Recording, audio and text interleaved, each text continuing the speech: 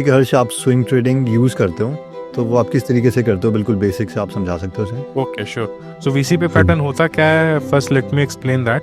आपको क्या देखना है वीसीपी पैटर्न में कि तो ये मेरी complete strategy for this IPO based trading बोल लो आप या वीसीपी बोल लो। जीरोधा अकाउंट्स में from me and my wife I booked around 1 CR profit. Okay so this is my wife's account. So realised है if I talk about my account, यहाँ पे आपका मतलब जो है एक्सपीरियंस क्या रहा है in terms of win rate and in terms of volatility या ड्रॉडाउन? तो ऑल्दो वेरी स्ट्रक्चर्ड सिस्टम नहीं है। कोई भी कंपनी है जो स्क्रीनर पे जाता हूँ, रिजल्ट सेक्शन में अगर फीड में गया एंड बेसिकली रिसेंटली हम लोग भी एक बैक टेस्ट कर रहे थे, उसमें हमको ये दिखा कि एक थी जो आप बोल सकते हो जिसका विन रेट 66% आ रहा था, हाँ, और एक थी जिसका विन रेट शायद 15% आ रहा था। लेकिन ये जो 15% वाली स्ट्रैटेजी थी वो दूसरी स्ट्रैटेजी से डबल रिटर्न दे रही थी। सो यहाँ पे एक सिनेरियो लेते हैं। तो यहाँ पे मैंने लिया है कि क्या आपका सिस्टम क्या रहता है? How do you track all of these things?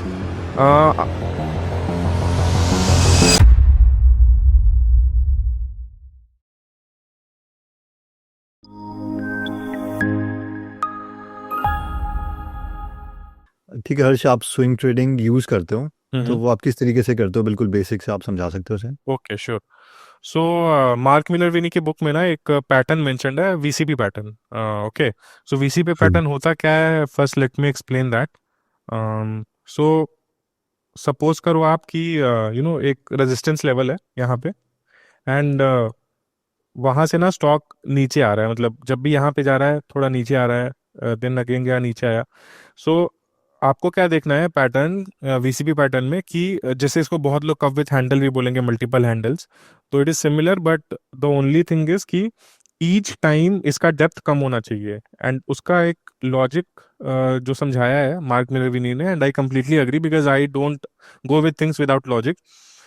सो जो पहला डेप्थ होगा इसका, ओके, जो भी उसको बोल लो आप, एट D1 बोल लो या जो भी बोल लो, ये उससे कम होना चाहिए, मतलब नेक्स्ट वाले डेप्थ से ज्यादा होना चाहिए, नेक्स्ट वाला डेप्थ इससे कम होना चाहिए। तो नेक्स्ट टाइम आप देखो ये शैलो बनेगा, उसके अगले बार और शैलो बनेगा, नेक्स्ट टाइम ये और शैलो बनेगा, एंड ऐसे करके प्राइस एक टाइट रेंज में मूव करने लगेगा एंड देन एक ब्रेकआउट देगा। तो that is a complete VCP pattern. अब ये हर बार टेक्स्ट बुक जैसा नहीं होता है, कई टाइम इसके वेरिएशंस मिलेंगे आपको, but tightness is important. Breakout से पहले टाइटनेस होना चाहिए। अब इसके पीछे का लॉजिक क्या है, क्यों होना चाहिए टाइट, क्यों उसको अच्छा सेटअप मानेंगे? तो इसका सिंपल लॉजिक है कि जब पहली बार स्टॉक इस प्राइस पे गया तो फिर काफी लोग आ गए प्रॉफिट बुक करने या फिर एग्जिट करने, and stock price started falling and it fell to a certain level.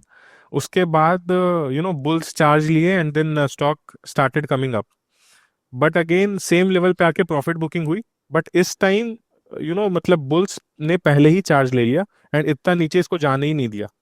Okay, they started buying even before this level and यहीं पे स्टॉक कंसोलिडेट करके started moving up. Next time इससे भी पहले बुल्स गॉट एक्टिवेटेड। तो अगर आप perceptive terms में देखो कि जैसे मान लो कोई भी स्टॉक है XYZ, तो XYZ इनिशियली मान लो यहाँ 100 रुपीज था एंड देन यहाँ पे 50 रुपीज हो गया, देन यहाँ पे 75 हो गया, देन यहाँ पे 80 हो गया, ऐसे। सो इसका मतलब क्या है कि फर्स्ट टाइम हेवी बाइंग कब आई, जब 50 रुपीज के राउंड स्टॉक पहुंचा, तब लोगों के परसेप्शन में ये चीप हो गया और वैल्यू बाइंग स्टार्ट हुई और ये सब चीजें, और सेलिंग रुक गई। नेक्स्ट टाइम ये 75 के लेवल पे ही लोगों को चीप लगने लग गया। मतलब स्टॉक का परसेप्शन देखो आप, या फिर डिमांड सप्लाई का गेम देखो कि स्टॉक में डिमांड जल्दी आ जा रही है पहले के मुकाबले। अब 80 रुपीज पे ही आ गया, देन ब्रेकआउट से जस्ट पहले काफी टाइट कैंडल्स बनेंगी, मतलब वो नीचे गिरने ही नहीं देंगे बायर्स, थोड़ा बहुत 3-4% नीचे गिरेगा, बाइंग आ जाएगी, वापस ऊपर चला जाएगा, फिर 2-3% गिरेगा, वापस बाइंग आ जाएगी, ऊपर चला जाएगा। तो ऐसे करके वीसीपी पैटर्न को आइडेंटिफाई करना है, मेनली द टाइटनेस। टाइटनेस मतलब कि जैसे यहाँ पे आप देखो, ये इसको टाइटनेस बोलते हैं कि एक कैंडल के अंदर ही दूसरा कैंडल, तीसरा कैंडल, तो यहाँ पे स्टॉक गिरा, तुरंत बाइंग आ गई, ऊपर वापस इस लेवल पे आ गया, गिरा, वापस बाइंग आ गई, इस बार ब्रेकआउट ही दे दिया। तो यहाँ पे देखो आप, यहाँ से ये जो सेलिंग आई इतना डीप गया, नेक्स्ट टाइम जब सेलिंग आई इतना ही डीप गया, नेक्स्ट टाइम जब सेलिंग आई इतना ही डीप गया, फिर टाइटनेस काफी हुई, देन ब्रेकआउट दिया। सो एंड यहाँ पे जो आईपीओ ट्रेडिंग स्ट्रैटेजी है उसके हिसाब से यहाँ पे एक एंट्री, फर्स्ट एंट्री बनती है, यहाँ पे टॉपअप बनता है क्योंकि यहाँ पे जो लिस्टिंग देखा था प्राइस उसको इसने ब्रेकआउट दिया, रीटेस्ट किया, रीटेस्ट पे एंट्री ले सकते हैं एंड देन इसको ट्रेल कर सकते हैं 63 ईएमए के बेसिस पे या 21 ईएमए के बेसिस पे, what ever time frame suits you. ऐसे अगर इसको 63 ईएमए पे अगर इफ यू विल सी, तो 63 ईएमए तो कभी टच ही नहीं किया है, तो कंटिन्यूअस अप ट्रेंड में।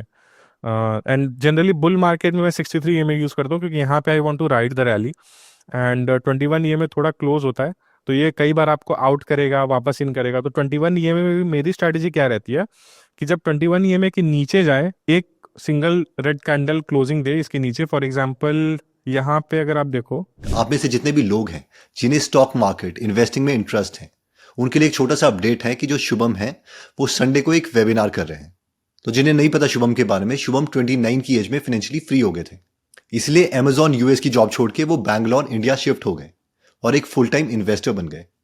तो अगर आप इस वेबिनार में इंटरेस्टेड हैं और शुभम के एक्सपीरियंस से सीखना चाहते हैं तो इसके लिए आप डिस्क्रिप्शन में दिए गए लिंक से वेबिनार के लिए रजिस्टर कर सकते हैं। और जैसे ही आप वेबिनार के लिए रजिस्टर करते हो, you will gate a free short course on your WhatsApp कि जो स्टॉक प्राइस है किसी भी कंपनी का वो इंक्रीज या डिक्रीज कैसे होता है, प्लस अ कैलकुलेटर जो शुभम यूज करते थे जब वो अपनी फाइनेंशियली फ्री की जर्नी में थे। इसके साथ साथ जब आप संडे को वेबिनार ज्वाइन करोगे तो you will also get a free gift there. हम एक वेबिनार में मैक्सिमम 400 लोगों को एक्सेप्ट करते हैं। अगर इस वीक का वेबिनार आप मिस करते हैं तो आपको अगले हफ्ते तक वेट करना पड़ेगा। जैसे हमारी एंट्री तो यहाँ पे बनी, देन यहाँ पे हमने टॉपअप किया, तो ये वाली तो ऐसे भी एग्जिट नहीं होगा हमारा।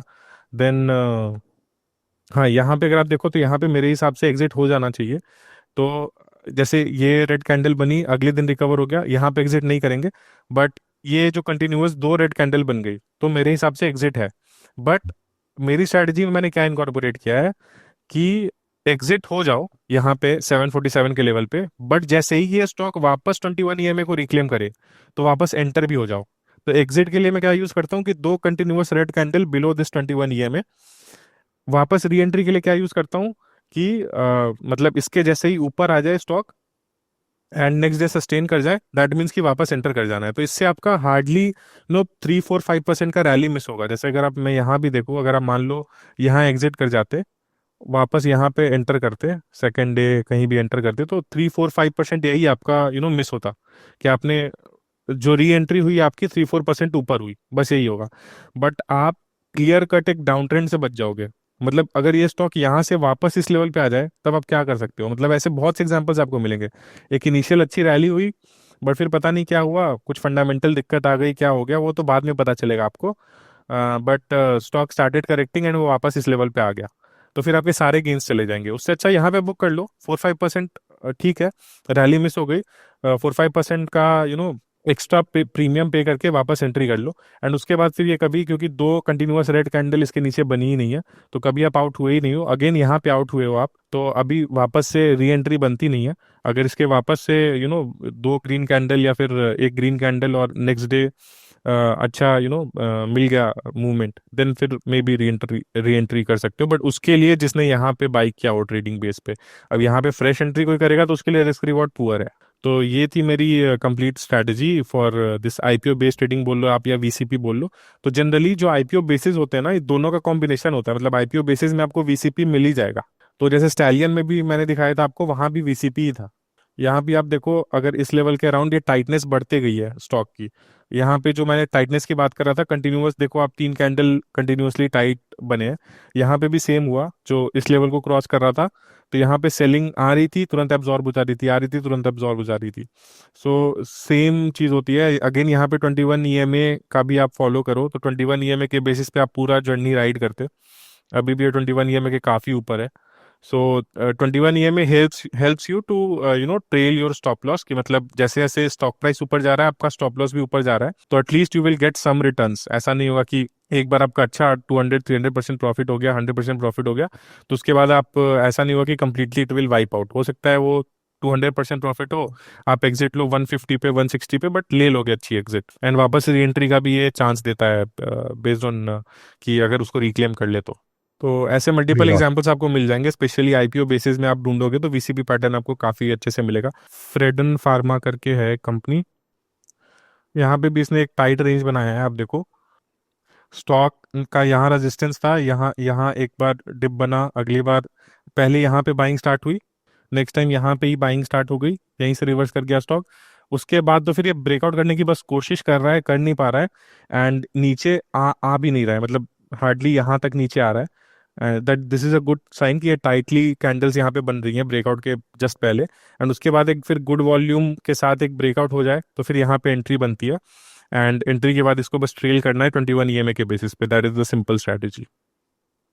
ये भी एक बड़ा सा बेस बना, देन यहाँ पे काफी टाइटनेस आई है, तो tightness is the most important thing which I look for in VCP की।